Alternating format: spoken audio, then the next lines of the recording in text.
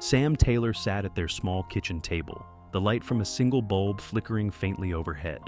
A stack of unpaid bills stared back at them, an ever-present reminder of how precarious their life had become. As a single parent, Sam had spent years working long hours at the factory, doing everything possible to keep their young daughter, Lily, fed, clothed, and safe. Yet, despite their hard work and sacrifices, the feeling of being overlooked and undervalued at work gnawed at Sam constantly.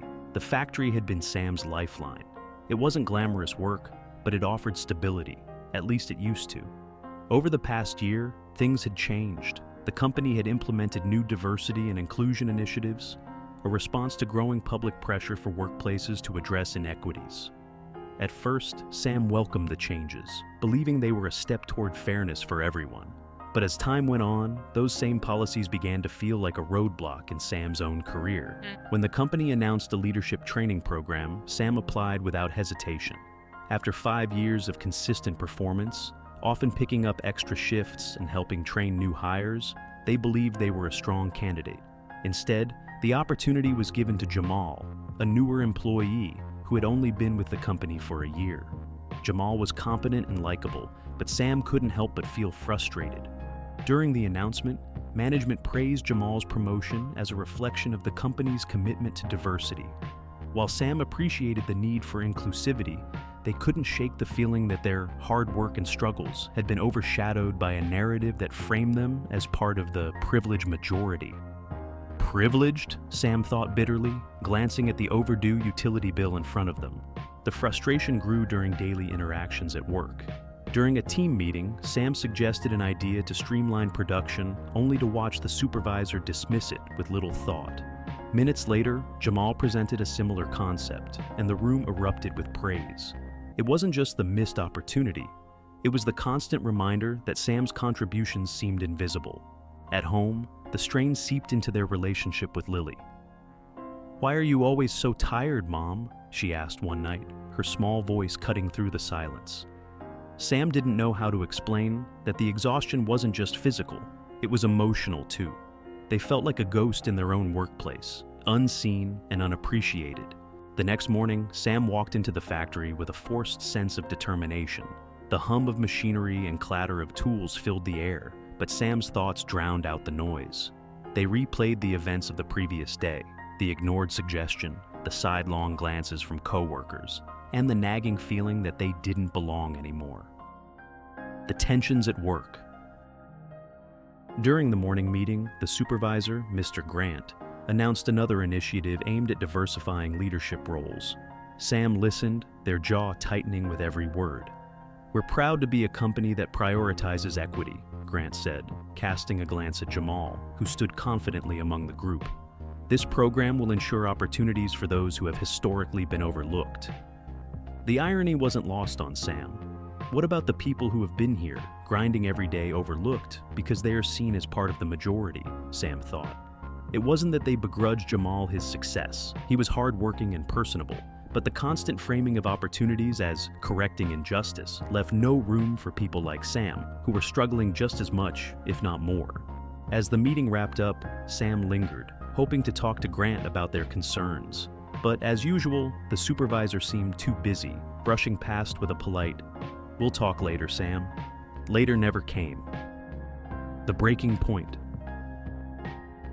That afternoon, Sam was assigned to work on the assembly line alongside Jamal. The two had always been friendly, but today the air between them felt tense. As they worked, Jamal broke the silence. "You okay, Sam? You've been quiet all day." Sam hesitated, unsure whether to vent their frustrations. Finally, they blurted out, "Do you ever feel like, I don't know, like some of us don't matter as much anymore?" Jamal frowned, wiping his hands on a rag. "What do you mean?" Sam took a deep breath. "It's like, everything's about diversity and inclusion now, but people like me, we're struggling too. It's like they think we've got it all figured out just because we're white." Jamal's expression shifted, a mix of understanding and defensiveness. "I get where you're coming from, but do you know how long people like me had to fight just to get a chance? It's not about taking from you, it's about giving everyone a fair shot." Sam nodded reluctantly. "I get that, I do. but sometimes it feels like I'm being punished for things I can't control." The conversation ended awkwardly, leaving both feeling unheard. A personal struggle. At home that evening, Sam felt the weight of the day settle over them. They sat at the kitchen table with Lily, helping her with homework while trying to hide their exhaustion. When Lily finished, she asked a question that made Sam's chest tighten. "Mom, why do you look sad all the time?" Sam forced a smile, brushing a strand of hair from Lily's face. "I'm just tired, sweetie. It's been a long day." But the truth was, it wasn't just the day. It was every day. The feeling of being invisible at work, the mounting bills, and the constant pressure to hold it all together were becoming too much to bear.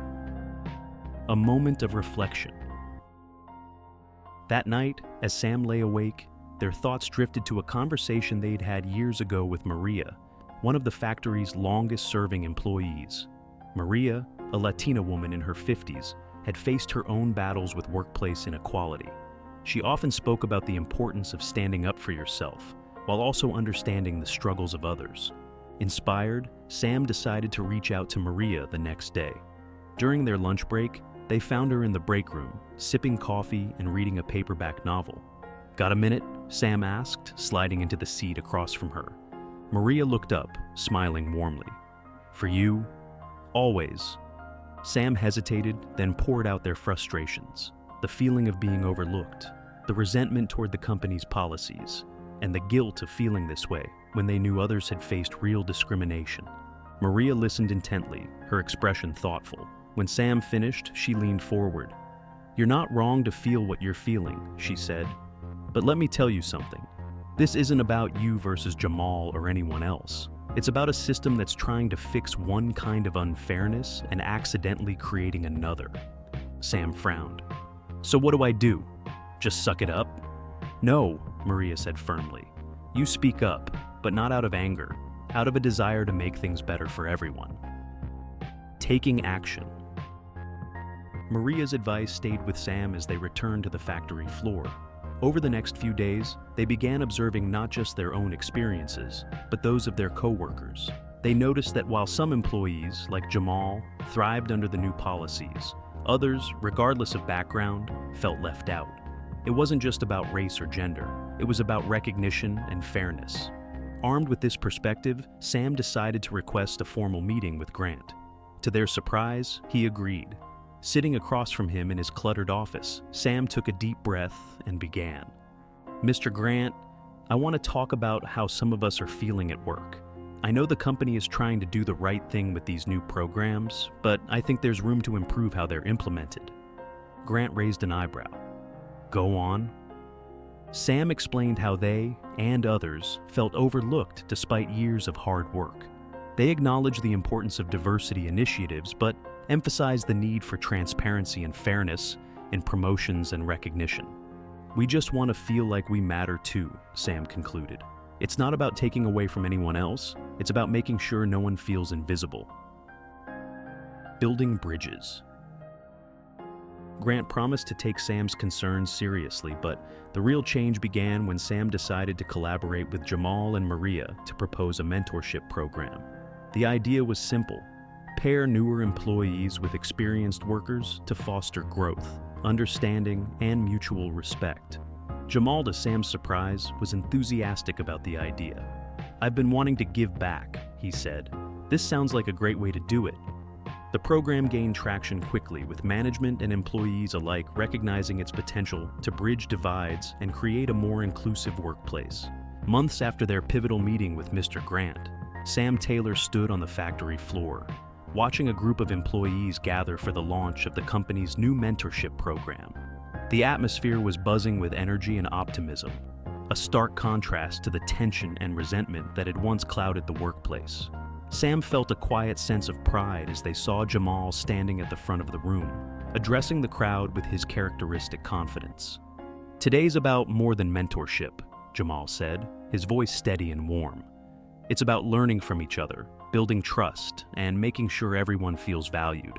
We're all in this together." As the room erupted in applause, Sam couldn't help but smile. The program had been a collective effort, born out of conversations that were as uncomfortable as they were necessary. It wasn't just about fixing workplace dynamics.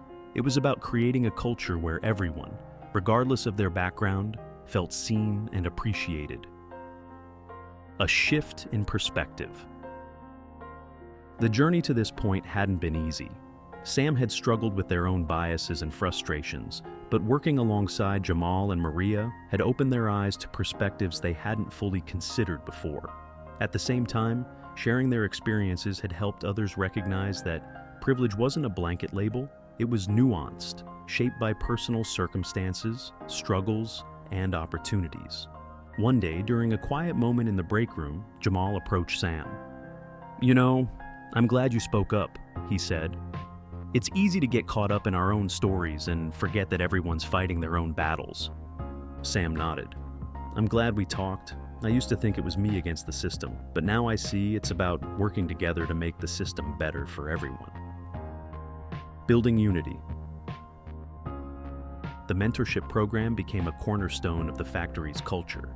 New hires were paired with seasoned employees, fostering mutual respect and understanding. Sam found themselves mentoring younger workers, including a single mother named Tasha, who reminded them of their own struggles. Helping Tasha navigate the challenges of balancing work and family gave Sam a renewed sense of purpose. At home, things were improving too. Lily noticed her mom smiling more, the weight of resentment and frustration replaced by a sense of hope. "You seem happier, Mom," she said one evening. Sam hugged her tightly. "I am, sweetie. Things are finally getting better." A new chapter.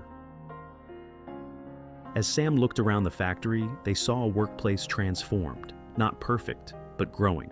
For the first time in years, Sam felt not just like an employee, but like part of a team, and that made all the difference.